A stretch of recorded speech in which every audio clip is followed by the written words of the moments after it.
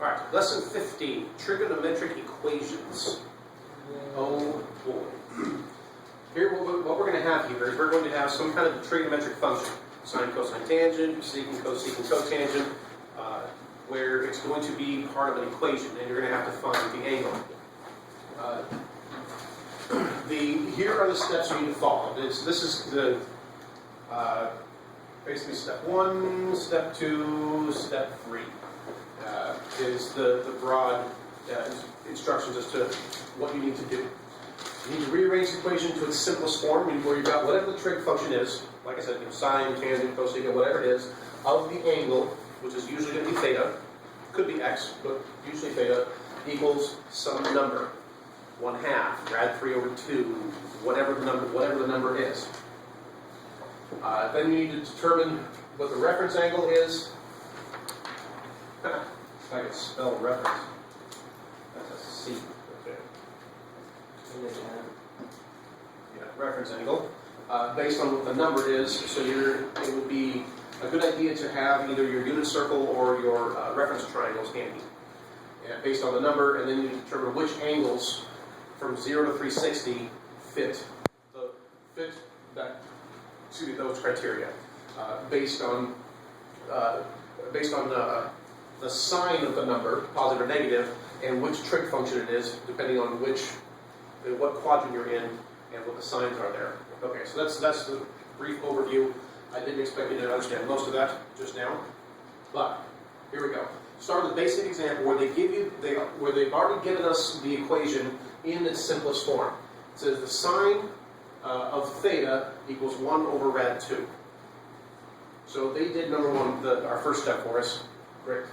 Next thing we need to know is we need to determine what the reference angle is. Theta is going to be what angle? What angle has a sine of 1 over rad 2?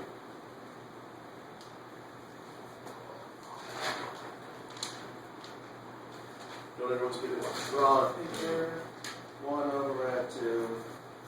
That would be cosine 45. So it'd be 45 degrees. Yeah. Okay. So our tentative answer here is 45 degrees. Now,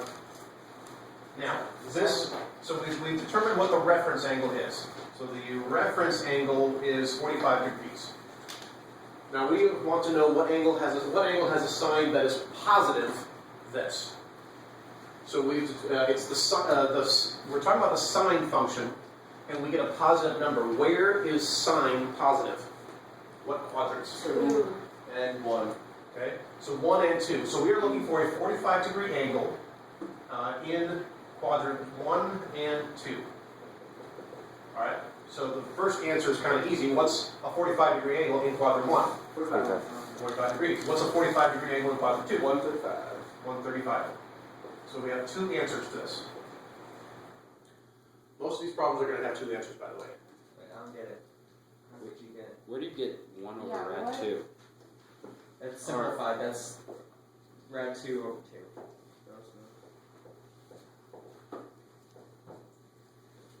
Does that help? Yeah.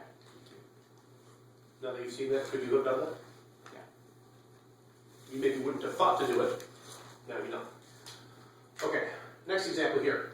Same idea, except they did not take care of this for us, so we have to do it ourselves.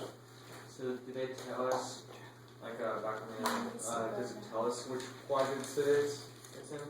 Well, you already know about the all students take calculus. So that...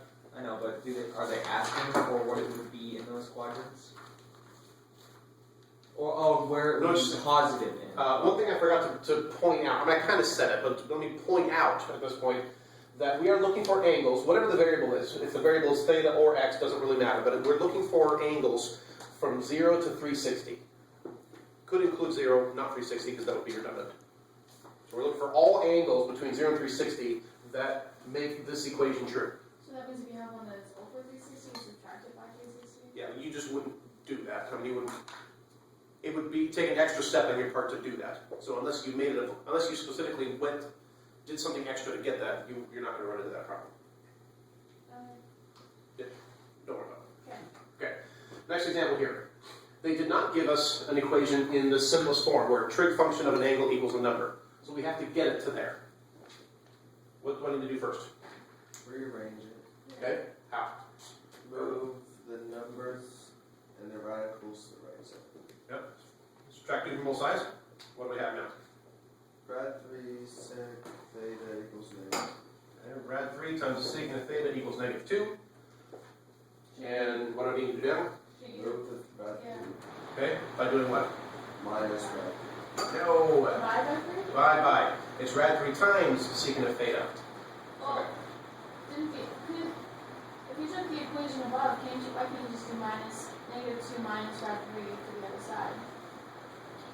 What shouts at you that it's, I don't know, what? 2 plus So, this, but this is rad 3 times that. okay.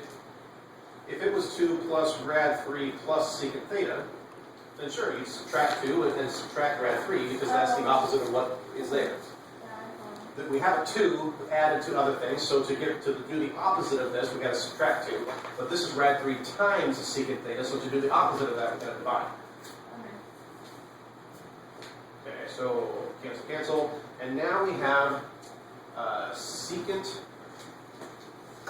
theta equals our number, which is negative. Oh, come on. Would you like to do that yesterday? Yeah. Oh no, this is an older one. Let's try this again. -2 over rad 3. Now what? Do you know off the top of your head what angle has a secant of -2 over rad 3? Rad 3 over 2. Say that again? Rad 3 over 2. That's interesting because that number rings a bell, doesn't it? No. Get it then. Then why did you say rad 3 over 2? Because you look at it, This says is rad 3 cosine over of 2. 30. 3 rad 3. No, the what? 30? Cosine of 30. That's interesting. We have secant here.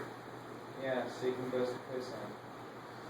Here's a hint. Sometimes, what you might need to do here is take the reciprocal of both sides. Reciprocal of both sides. If you're talking about the reciprocal functions, secant, cosecant, cotangent. There's a hint. We have secant. Secant is the reciprocal of what function? Rad 3 over 2. No. Cosine. Cosine. Cosine. So what this means is, if I say that the secant I can rewrite as 1 over cosine, right? Follow me? Mm-hmm. Secant is the reciprocal of cosine. So the secant of theta equals 1 over the cosine of theta. Now, here's the hint part. Take this equation and flip both sides. So do cosine. And now we have the cosine of theta equals, say it, Brian, Rad 3 over 2. negative rad 3 over 2. Now, okay, so now based on number 2 here, what's our reference angle? What angle has a cosine? Let's ignore the negative for just a second. What angle has a cosine of rad 3 over 2? 30 degrees. So we're talking about a 30-degree reference angle It's negative 30. in which You quadrants? said without that. 2 and 3. We're doing cosine and we get a negative. What 2 quadrants is Yeah, cosine 2 and negative? 2 and 3, so that's 140. So we need a 30-degree angle in quadrant 2 and quadrant 3. So 30-degree angle in quadrant 2 is 120. 150, 150. sorry. 150. And 210. And the 30-degree angle in quadrant 3 is 210. Sweet. Now, if you want to check this, by the way, on your calculator, type in negative rad 3 divided by 2. And what does this come out to as a decimal? It's 0.86, I think, something like that. I'll sort of. At negative Oh. 1.232. Uh,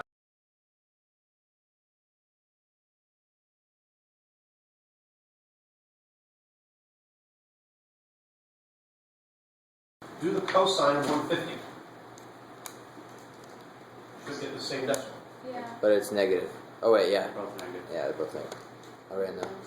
Wait, so if they're both the same. And so if you get and do the cosine of 210, you should also get the same number. That's a way you can check yourself. Before you wreck yourself. Exactly. Alright. Let's do another one like this. Another one here. This very similar to this one. We have to do step one here. We have to rearrange it into trig function of angle equals a number. What am I going to have to deal with first? Subtract the 3 rad 2. Okay, we're going to subtract the 3 rad 2 from both sides. So we've got, we have 3 cosecant theta equals negative 3 rad 2. Now what? Divide by 3. Divide both sides by 3. And those cancel, those cancel. Cosecant. And we have cosecant of theta equals negative rad 2. Now cosecant is one of our reciprocal trig angles. 1 over sine. So let's see, cosecant is 1 over sine, which you should either know or have written on your formula sheet, right? Yeah. Right? Equals negative rad 2. Now what should I do? Figure it out. Why don't we just deal with the flipped equation first? No. Flip both sides. I got 1 over sine, if we flip that, is sine. Let me follow my color scheme here.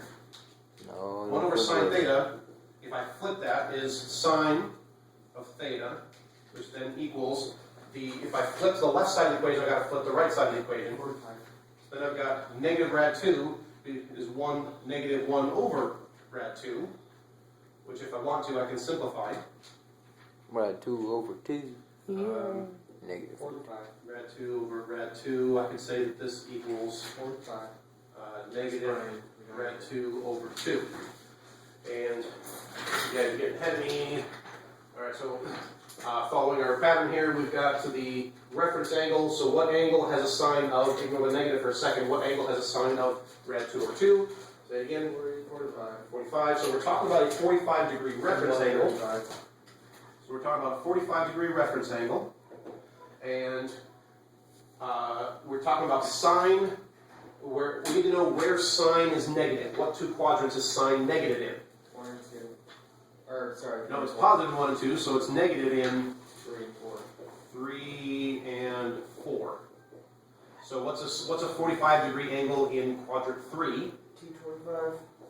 225. And a 45 degree angle in quadrant 4 315. is 315. So that's the process. And on here, not away. Let's go ahead and kill the video now. Kill. Kill. Kill. Kill.